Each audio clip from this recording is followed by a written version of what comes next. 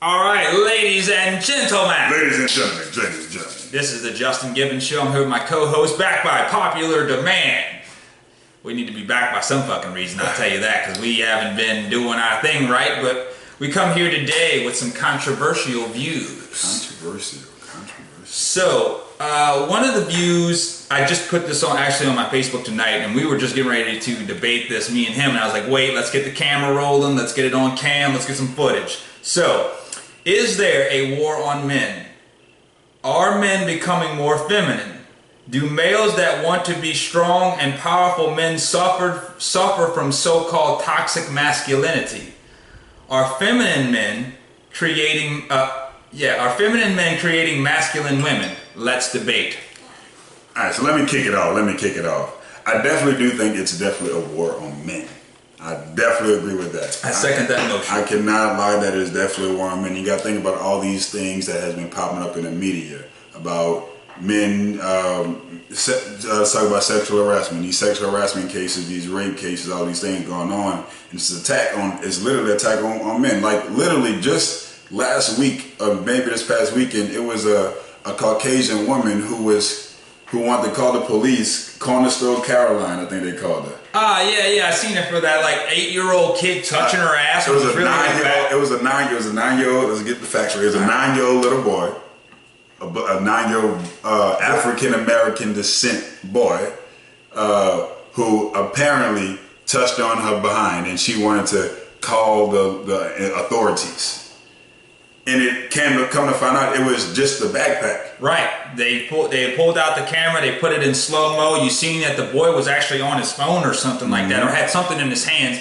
Was not trying to touch the lady at all. And when he turned a little bit, the corner of the backpack grazed her ass. And it's like, I feel like that's a war on two things. That's definitely a war on men, and there's also a war on the African American people.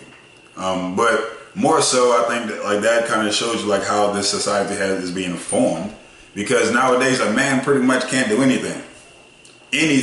Can't look at somebody the wrong way, can't say a certain thing at somebody without getting these charges brought upon them.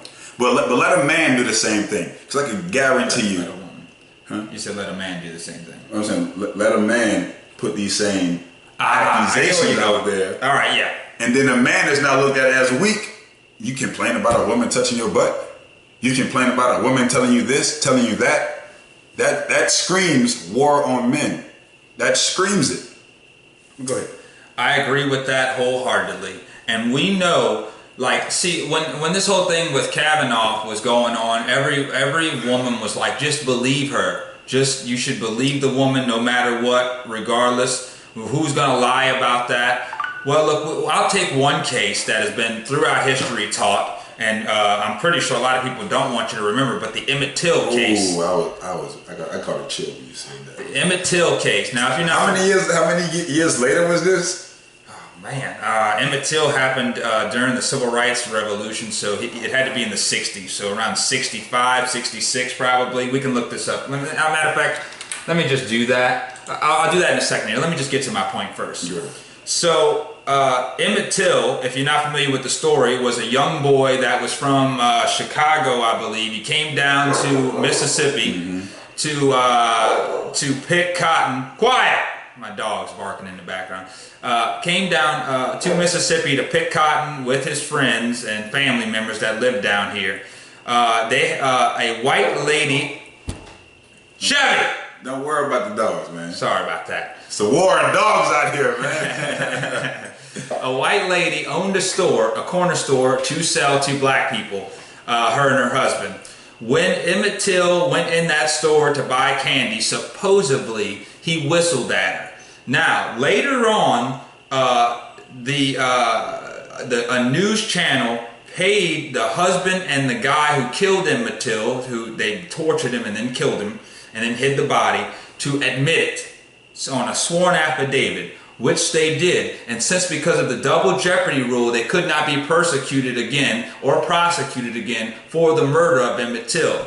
Later on, even after that, after they admit killing Emmett Till, the wife comes out with a book in the later years of her life before she dies, And she says that Emmett Till actually did nothing. And this was at least probably in the last decade, if not even that long ago, that she came out with this information.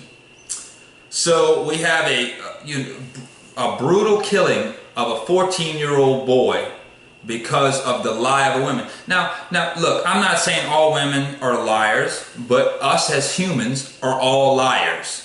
Men, women, it don't really matter. We all lie. We all have lied. There's not a person that in this world can say they never told a lie. You know, it's just the way it is. And so why would a woman lie about that? Well, why would somebody lie about their taxes? Why would somebody lie about anything, about their life on Facebook, Instagram? You see lies all the time. You know, half the friends that say they live in their best life really broke. You know, why would they lie about that? It's just Instagram. It's just a social media. We don't know why people lie. They just do, you know? And maybe they just don't foresee the ramifications that it has on people.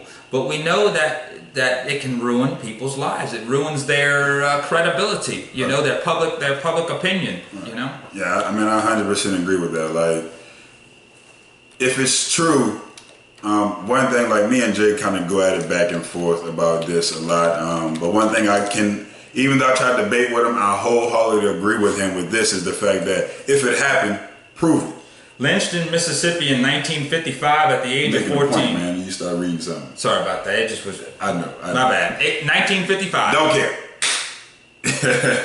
Go ahead, Brandon. Sorry. I was giving you some. You was giving me props and shit. I cut that off. I was giving you props, man. All right, I'll get back to that. Anyway, like one thing, me and Jay, especially about this topic, we definitely go back and forth. Like, if it happened, you should believe a woman, because you would think that nobody would lie about it. And I mean, that's what I would stand at. But at the same time, I also 100% agree. If this has really happened, prove it. I understand the trauma that may come with it. I understand that reliving this situation. I understand that. But if it happened, prove it. Don't be afraid to prove it, because there's too many people that have been locked up. And Emmett Till is probably one of the biggest cases that probably many people don't even know about, that this woman actually came out and said this. But it's so many cases to present day that people have been in jail for years. Reputations have been ruined based off just an accusation that wasn't even true. The facts weren't even there. It was just that because this person said it and they happen to be a woman and a man was involved, the man is automatically guilty. Regardless, he's guilty. No matter what, he's guilty. Exactly. You know, there's one that's circulating around on social media about a football star who was in jail for 8 years, and then he talked to a woman on Facebook while he was in jail, and she admitted through Facebook that she had made up the whole thing, and they let him out. But it was 8 years later, football career gone, 8 years of his youth gone, life gone. And then no matter what, he's still, when you look up that guy's name, it's going to be raper. Rapist is going to come up first. True. You know, it's not going to be acquitted of rape. They don't run. See, the thing with newspapers is they'll run the rape all day long. They won't run that when you're acquitted of the crime, when you've been proven that you hadn't done anything. They don't run that. They don't care. You might get 1 day, 5 minutes, if that. If they run it, it's going to be like man who was accused of rape but acquitted. They still gonna put it in there just to refresh their mind that this actually happened. Right. I actually I don't know how true it is. You can't believe everything on social media. Believe none of what you see, half of what you see, none of what you hear. But I seen it on Facebook or one of the social media platforms that it was a man who saved somebody out of a burning vehicle. He saved somebody's life. But the caption, the title of the article said, ex-con. I seen that one. Ex-con pulls man out of this. And I think the caption of the meme was like, imagine saving somebody out of a burning car, being an actual hero, and they still call you an ex-con, but your name is this. Yep, it's sad, but you know what? Ex-con pops eyes, gets you to open up that paper, and the news, that's all they care about. They don't care about you. You ain't nothing but another story. Can we make money off of this story? Yes or no? If no, fuck him. If yes, run him on one of our pages. If it's a big story, run it at the top. And Kevin Off being a rapist is a huge story. You know? It is. And I'm like, regardless if he did it or didn't do it, if it's being covered up pretty well or not, whatever it is, I feel like it still needs to be proven. I understand, like, okay, believe the woman. Cool, I understand that. we can believe them off their word. That's cool. I feel that because some people go through things in life that actually really go through things and they can't speak about it because they don't want to relive. I understand that to the fullest. I'm definitely have a heart for y'all. But if you really want stuff to be done properly and actually put somebody away and make them pay for the crimes that they did, put it out there. Don't be afraid to go and prove it. And look, because if it happened, it's gonna be proven, and you're gonna be good. At least you can live with. At least they got the punishment that they got for the crime. And another thing, and we're gonna get off of this subject, but one more thing I just want to add to it is, look, if you don't report your crime or a crime happening to you, you're allowing a rapist to continue to rape. You are doing an injustice by allowing this guy to continue to go out there and rape more and more girls and ruin more and more girls' lives. You have to report these things, you know. But we're gonna get back onto the war on men. Let me just say one Go last ahead, thing about it. I honestly feel like, and I'm pretty sure a lot of y'all should want to agree with me here. If a woman or anybody, it doesn't have to be a woman, if anybody puts out that these sexual assault cases happened to them and it actually really didn't happen and somebody was put in jail behind it, that person should serve, if not the same amount of years, or double. I agree. I think it should be more. I think that if I accuse somebody of a crime and falsely, and I lie, I make the whole story up, and they do 4 years in jail, I should do at minimum the same 4. You know, and it really should be more, because the thing of it is, what if you caught them right in their prime? So what if they're 17 years old and you put them in jail for, say, 8 years, like this other guy was put in jail for 8 years. Now they're 25. They missed their club hopping years, their youth, they're learning how to date girls, learning how to be a man, how to work on cars. They missed a whole section of, they're behind by 8 whole years of everybody. They probably wouldn't even know how to talk to a girl. They've been in a super masculine environment to where it's dog eat dog, it's kill or be killed, and they got to come out into this soft world that we now live in and try to adapt. I mean, that's crazy. Like one thing that doesn't make sense to me, I know we're trying to move on, but one thing that doesn't make sense to me is the fact that if I lied to a cop, if a cop come and say, "Hey sir, what's your name?" and I say, "Oh, my name is Justin Gibbons." Obstruction of justice. I'll go to jail for that. They're gonna put me in cuffs, and it might just be a night, it might just be a couple hours, but they still gonna lock me up and put me in jail. So if I lie about something as simple as that and go to jail, what if somebody lies about a more serious crime? Why are they not put in cuffs immediately? Like no questions asked. That would. I don't care how old that woman was who admitted to Emmett Till that it really didn't happen. I really don't care. She lied about something that was so major that caused a young kid to die. Not just die, get brutally beaten and tortured. And all these things happened to him, and she still gets to die peacefully. She died. Her peacefulness is venting, like, okay, well, this really didn't happen. Now I can go in peace. And forget that. She needs to be locked up. I don't care how old she is. That's messed up, and you held onto the secret for that long and ruined. You don't understand the damage that probably happened to that family from that situation. Think about, I'm pretty sure everybody, whoever watches this, you may have a young sibling. A young sibling. Imagine them, the same crime happening to them. Imagine what that may do to your family. Destroy you. It would hurt you. You would never be able to get over it. It's something that, you know, the reason why we're still talking about it, you know, more than 50 something years later, is because it was just such a heinous, devastating crime. But look, I just want to say that it would filter out the false accusations if jail time was included.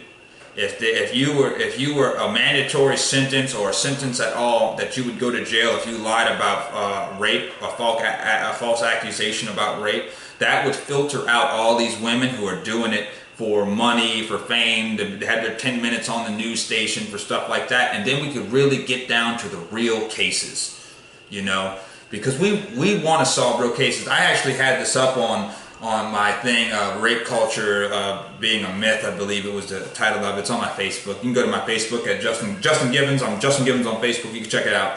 So, and I argued with a few women on there about rape culture, and they was like, you know, they really thought that, like, men was cool with rape. Like we live in a rape culture. Like America's like, oh, if someone gets raped, we're not going to worry about it. Until like the statistics wasn't working. Until I broke it down like this: if me or your boyfriend or your dad or your brother or any of our friends were to walk into a room and open a door and see somebody in there raping you as a woman, a male raping a woman, do you really think we would say, oh, you shouldn't have got drunk tonight? Oh, you shouldn't have dressed like a skank tonight? Oh, you shouldn't have let your drink down and not look at it when somebody threw a pill in it? Do you really think that we, as men, would say that and just close the door and walk away? Of course not. At minimum, we would try to fight the dude off long enough and say, hey, run, get away, while this big, angry rapist dude kicks my ass. We would give you a chance at minimum. If we couldn't beat him physically, we would give you the time to escape. Now, I know I speak for almost every man with a sane brain, and when I say that, I don't have a friend that wouldn't put up some sort of resistance to. I mean, I know guys that would go into a room full of men if it was 20 guys in there raping you and fucking take the bullet for you. You know. I'm standing right here next to one right now. This motherfucker thinks he's Superman. Remember there was a shooting. He's with like, how many girls were with you that day? My girlfriend. He grabs them all and tries to be a human shield. You know? Truth be told. And I was drunk as shit, but that drunkenness went off quickly. Right, the natural protector. Yeah. Natural protector mode. Just took the words right out of my mouth. Natural protector mode. And I definitely agree with Jay, because when we say rape culture, we're talking about society as a whole. We're not talking about certain small events. Think about this. You yourself don't like to be associated with that one person who did this crazy, heinous crime. Because I know for myself, me being a black man, also a muscular black man with dreads. And tattoos. Look like a thug. I sometimes can talk like a thug. I may walk like a thug, dress like a thug, but I'm a regular educated black man. I'm not going to get into certain crimes, and I don't want to be affiliated like, oh, just because I fit this standard, that's what it is. So just because we have these cases that are going around now, we already know how media likes to push things. They push. At least 50% of the description of crimes. I may fit 100% in New Orleans, especially in New Orleans. Black male with dreads and tattoos walking down whatever street. Don't even matter. I fit it. Trust me. I've been in a situation where I've intimidated people, and Jay even told me this before. I'm sometimes too humble. He is, but then sometimes he can flip that switch and I can flip it, but most of the time I'm really walking around being as humble as possible, because I already know my stature, my size, the way I look. It may come off aggressive, just my appearance alone. And I've been there before where people was kind of clutching their purses, and I laugh to myself when it happens. Like, look, it ain't even that type of party. You know what I'm saying? So just because we have some of these things going on, especially nowadays, because it's a popular thing, just because the media is pushing, don't think that rape culture is growing. It's not that. It's just the fact that it's certain people who have big names. They push it and it's making it seem as such. You're probably in the time where it's the least likely to get raped ever. I mean, rape, like, I don't know really anybody who would do it. If you went back, say, 50 years ago, I'd say you would have a double chance of being raped with the type of men they had back then compared to now. If you went back 100 years ago, you would be probably 3 or 4 times. And then if you go back 1,000 years, you're like in rape central. Here right now, and especially in America, it's not really happening, dude. You can't even... Dude, I know guys, if you, like, there was a video where this student was like, you're not supposed to cheat on no girl. I will fuck you up. We won't do that. We don't do that, bro. Like, dude, he can't even, like, have 2 girlfriends without getting beat up by another dude, let alone rape one, you know what I'm saying? And there was even one that I seen, there was 2 guys who were fighting in the classroom, and everybody was letting them fight. And one of the guys actually swung and hit the teacher. And a guy who was standing on the side, who was originally letting them fight, he got in and knocked the dude out. Bro, you don't hit no teacher. Now y'all tripping. Y'all going way too far now. Right. You don't hit no teacher, then on top of that, it's a woman. On top of that, it's a woman. But let's just move off. Let's go more, get off of the rape stuff. Right. I definitely do think that it's a war on men, because I don't want to say women are to blame for it, but because I feel like now, but I also do feel I think men are to blame for it. I think it goes to both parties, because You have a lot of women who want to be so super independent that a man can't even do what a man's supposed to do, which we want to say provide. That's the parents' fault. And I don't think that's just, well, yeah, I agree. I think it's some of the parents' fault. I think it's the parents' fault, but I also think it's social media. That probably has something. I really believe that social media is also entertainment. They're pushing these powerful women, which is nothing wrong. Don't get me wrong. Nothing's wrong with a powerful, independent woman. Nothing's wrong with that. But like nothing's wrong with being humble. There's something wrong with being too humble. I was talking to a viewer the other day, not to cut you off, but I just wanted to get this little point in. She was like, she grew up in a household, and it was her and her older brother. Her older brother left home at 17 to move in with his girlfriend, and then he got her pregnant. Her mom was like, sure, yeah, you can, we don't want the baby to stay with anybody else. Y'all two come move back. Don't worry about rent. Don't worry about anything. We'll take care of everything. They pretty much let him do whatever he wanted to do throughout his whole life. And she said that with her, though, she couldn't date. She was 18, in college and a job, and couldn't date. They still don't want her to date. She's 21. They still don't want her to date. And they're like always like trying to beat this thing. You got to do this, do that. And she says that's the reason why men are becoming more feminine and unstructured, because they don't have that structure. The parents are not beating that structure into them like they do with women. Women, they told you got to do this, you got to do this, you got to do this constantly, and that strengthens them. And I think it's also this is still going off of that point. I think a lot of men nowadays we're more so babyfied, right? Very true. Right, than the young lady is given strict rules. Right. This, that, and I think it's also out of protection, but right. It's out of protection for them. But within that, it's creating these, of course, super masculine women, and we're letting the young men just roam around, do whatever they want to do, always being to come back home, always being to this, to mama. Not, they don't come on to daddy, come on to mama. Right. Because it's a mother-son relationship, father-daughter. That's the little thing. And you know, Mother's Day is gonna babyfy you. I mean, granted, they may give you that tough love, but they still gonna, oh, you got it, I got you, no matter what. I think that's definitely created men not to be as strong as they used to be. Very true. Because not many. And also, there's a lack of father figures in the household these days, because men don't have that strictness in them. They run away from responsibilities a lot of times, leaving a mother and a child alone. And then usually the father figure is 90. Well, I wouldn't say 90. I don't really know the statistics, but most of the time it's a grandfather whose body's depleted of testosterone, so you don't have that force like you should in order to tame his child.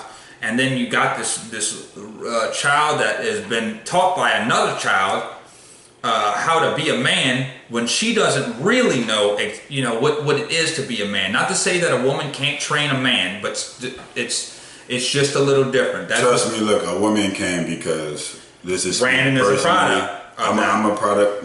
You're a product of it. Granted, you did have your father in your life for most of your time, but our family is dominated by women. Women, definitely. Like, I made this point at Christmas last year. Like, our family is literally dominated by women. It's not a man that can gel, that can keep the family knit tight. No. And even how our family thinks about me, I can't even do that job. That is very true.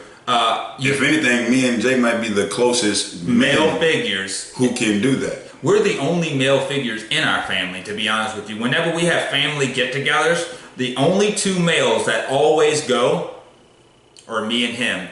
And he's the perfect one, and I'm the crazy one. That's all they got. That's what our families are, the tag they gave us, you know. He's the perfect one, and I'm the crazy one. So, and that's all that all the boys in our family really have to look up to, and it's crazy, you know. The next one gonna be Lil Lance. Right, and he's got a good dad, but he's always working. He's He's got no power in the household, no power at all. Which I ain't gonna lie to you, I hate, but also I like the strictness, because it's keeping him focused. It's making him. It's a good thing when you want to rebel, because it makes you want to get your plans in order, make sure you got everything planned properly. Okay, I want to do this. I feel like that's a good trait to have.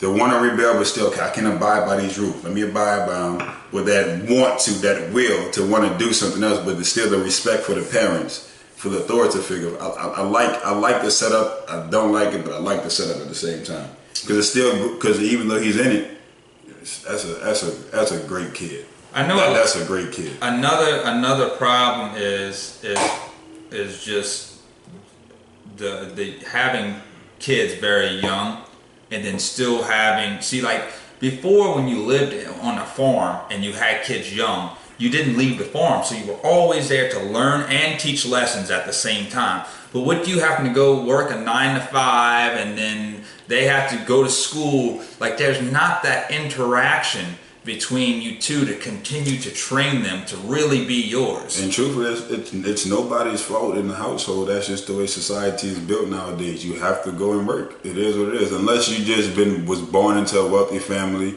Even people who are trying to get to the wealthy part and they scratching the door. They gotta still constantly go and put in work. That's why you have a lot of people, a lot of CEOs, they may lose their wife, they might lose their husband, whatever it might be, they might lose their kids because they trying to put in so much work to keep this money coming in. Because the world is definitely ran on money and power. Right. So in closing, you want to wrap this up, Brandon? We're gonna jump on another video after this one. You want to wrap this one up? Basically, at the end of the day, me and Justin, we definitely agree that it is a war on men. If something, regardless, whatever crime has been committed towards you, your word is bond, that's cool, but in the court of law, if you want things to be proven and people to get their sentence for their crime, you need to speak up and you need to let them do whatever test they gotta do to get it done. Straight up, at the end of the day. You can't, and if you don't say anything, hey, you gotta live with it. And just live with it. Don't be one of those people who wait so many years down the line to speak up. I understand that you do have that right, but still, say it when it first happens. So you can get out the way now. So why would you torture yourself living all those years knowing something happened to you, you never said anything? And look, just because hundreds of years men had their strength and they took advantage of women and did all types of things like have multiple women and harems and stuff like that, does not mean that modern day men are going to do that or that we're your enemy. This is not an actual war. We don't have to be better than one another. Can't we just be equal? That's really what it's all about, equality. Now I know there's some women out there like, y'all had y'all time, so now it's time for us to take the lead. But then all that does is create another war 100 years later to where we're trying to get back at y'all, now we need ours. And that's why gang mentality, the wars and gang mentality last so long. You killed my cousin. The original people who started the war between the Crips and the Bloods, I can guarantee are almost all dead, if not all of them dead. Now you got these little 17-year-olds, 16-year-old, 15-year-olds out there running, killing each other over beat that they ain't have nothing to do with. They don't even know those guys. Never met them, not once, don't know nothing about the original beef. You could probably pick up 10 Crips and 10 Bloods and ask them where does beef even originate from, and it's some documentary they've seen off on YouTube is what they'll tell you. They don't know, they wasn't there. Probably wasn't a real thing. That's facts, man. That's 100% facts. At the end of the day, it's our lines in the sand that we beef over, and it's pretty much bullshit and pointless. Because at the end of the day, we all need each other. At the end of the day, in a relationship with a man and a woman, both y'all are in charge. Everybody's in charge, because what a man can do, the woman probably can't. The woman probably can do, the man probably can't. Maybe some traits that the man should have, the woman may have. Maybe some of those traits that the woman might have, the man might have. And you gotta just better work. You gotta be the yang to the yang. At the end of the day, you gotta work as a team together. It pretty much all equals out in whoever your partner is. If you're dominant, your partner will probably be docile. You could just say that first point again. At the end of the day, it all equals out. Right. No matter what it is. Give me a high five, bro. This is the Justin Gibbons Show. I am your host, Justin Gibbons. This is my co-host, Mr. Brandon Scott here. And this is a video on a war on men and toxic masculinity and male masculinity and things like that. Tune in next. We're going to be going into Kanye West probably.